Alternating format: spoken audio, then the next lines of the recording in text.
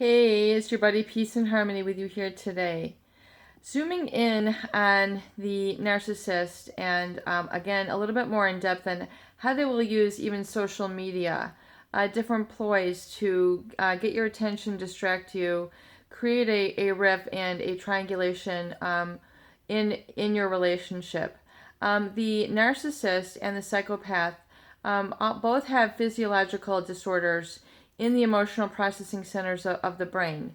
And reward centers are affected, behavioral impulse control centers are affected, morality, ethical centers are affected. So this whole concoction, this heightened activity or for rewards, in other words, the dopamine surge that we see, especially in the psychopath, it causes them to produce behaviors that are highly gratifying for them, but oftentimes to the denial of the needs of others. In fact, very much, not only do they deny the needs of others, but it's to turn people's weaknesses against themselves. It's meant to pit you against yourself. It's meant to torture you, in essence, hurt you.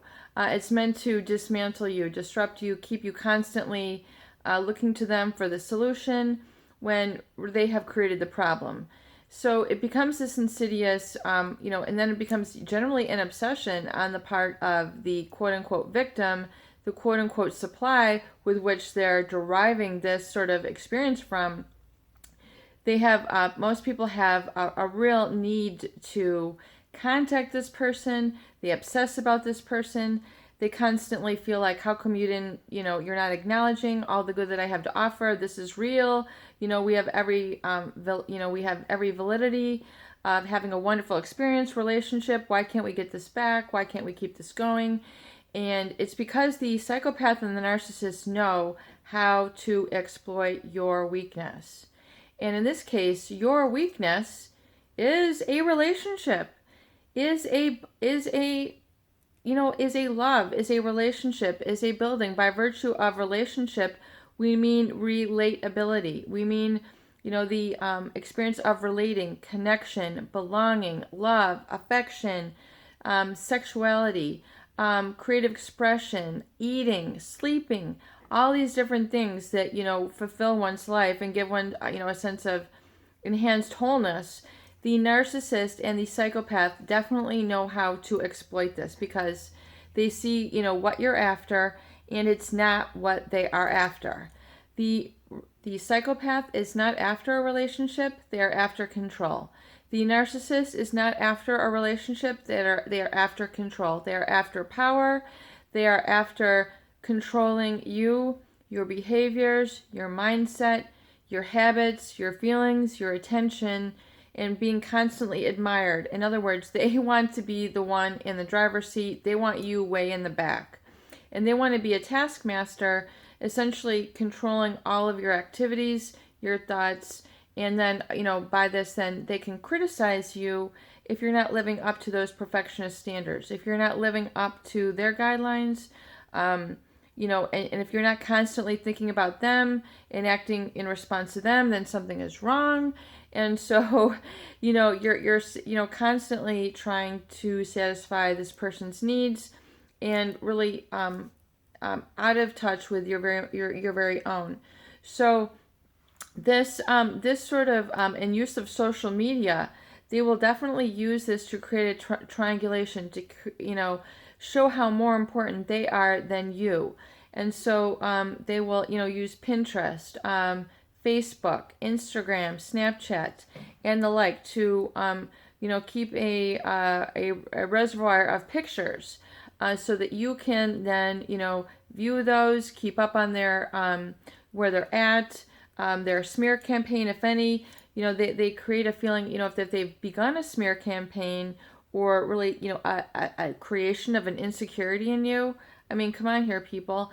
They're trying to create an insecurity in you through interjecting these random people, interjecting, these random experiences, events, and which gives you a sense of fear, like, could I be replaced by this person? Why are you bringing this up? And, they'll very much through, inappropriate times. Again, it's an origin of an inappropriate affect. So these people, especially when we get into the more severe cases, the psychopath, they have a true problem with affect. As I've stated before, it's having a very inappropriate emotion for the experience. Laughing at a funeral, making sexual passes at you in a public area, at a workplace, violating your boundaries in a quote unquote, pleasurable but very lethal manner. It's that concoction of pleasure and pain that they're very good at grooming you in the love bombing phase, but also destroying you through the very same tactic. And social media gives them a prime opportunity to, indirectly in a passive aggressive means, post these pictures, and especially the psychopath who can keep an agenda like 24/7. Their heightened ability of energy, ability to travel, stay awake, have multiple partners, have multiple interests, facades that aren't integrated generally within them. They switch these on and off like a light. They then use the social media realms to keep you kind of hunting them, seeking them, and they know how to do this.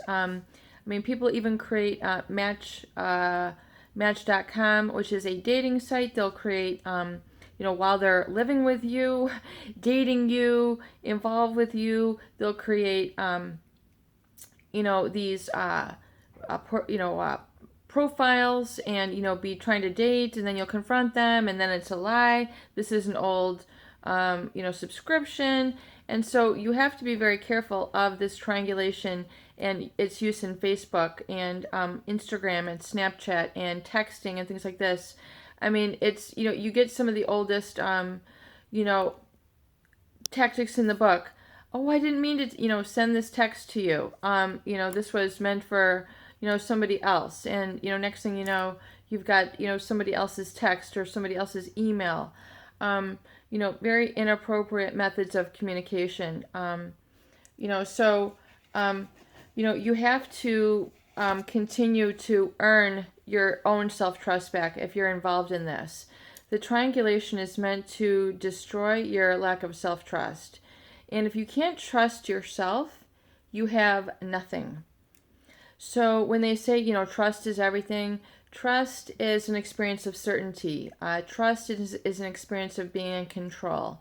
Trust is a sense of I make good decisions and I know how to make good decisions and I can be there for myself. It's the ultimate self-dependence, which I think is a kind of a cool way to put it.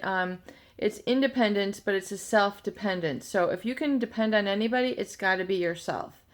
So very much when we talk about recovery and working through these triangulations, you need to really get clear about what's happening, the tactics. Identify it for what it is. This is just it's a pitting of people against each other. It's to keep you in a heightened emotional state of arousal, oftentimes with pleasure and pain simultaneously, which although it might seem extremely thrilling, exciting, all involved and like what's going on, you have to realize that especially as people get older, this is extremely lethal. It's extremely destructive to the physical body itself, but from a mental standpoint, it becomes highly addictive because the mind becomes addicted to heightened states of arousal. The mind itself, you have to understand that this is how it happens. The mind, when you think about some of your most profound memories, it's usually at a heightened sense of accomplishment. In other words, just an amazing coup or accomplishment that you have. It could have been a graduation. It could have been, if you're a dancer, it's when you were in this performance, or if you're a musician, having like a huge gig. These are heightened states of arousal where really your best memories are going to come from these accomplishments. And, so it's you earn these events. And when you get, and this is where you develop your self-trust. And so realize that the narcissist and the psychopath will use this heightened expression or emotional event to target you and to get you to sever you to your self-trust. So if you don't have self-trust, you don't have anything. And they're going to get you to basically erode away that foundation that you had established within you. They're going to try to get in there and essentially corrode it. They're going to try to, break that down. They're going to try to pick it apart through the insidious things that they say, or the triangulation methods, and use text in the middle of situations when you're supposed to be focusing, emails when you're supposed to be speaking to them in person, sending pictures to you when you're when you're involved in other pursuits. And believe me, they do this. They use social media while they're in a relationship, so they can be sitting there talking to you, and they're sending pictures to this other person who they're grooming in the meantime. So they have this huge ability to multitask and multi-layer abuse, and keep a lot of, I guess the saying is plate spinning. So especially the psychopath can do this to a phenomenal degree. It's mind-boggling, but this is how they are seeking a reward. This is very rewarding for them, and realize that your pain is part of their reward. So really learn to identify this for what it is. Shut down a lot of these distractive communications that they might be sending you, the emails that are meant to derail you and get you off track, and corroding your self-trust, because if you've made good decisions, they're trying to get you to renege on your decisions and falter. So be very well aware that you own your reality, you own your perception, you know what has occurred, you know what has transpired, you know what has happened is wrong, you know what is wrong was a violation to you. You need to accept that, own it, and realize that you deserve better than that. And when you raise your standards and say, I no longer deserve to be treated this way, period, end of story, 100%. It's a very committed statement. It's not a statement that you make saying, well, maybe, I can let a little bit go. It has to be a commitment. And, I absolutely, positively, unequivocally do not deserve to be treated this way. And when you can own that reality and then enforce your boundaries and make this as a part of your vision for your next person, and realize that that's built into your new foundation and your new identity now, and you're enforcing those, then you're on the road to definite confidence, self-esteem, and true self-empowerment, and now the ability to attract a true partner who will give you really all that you deserve. And these people are out there. The good people and experiences are out there. You have to trust.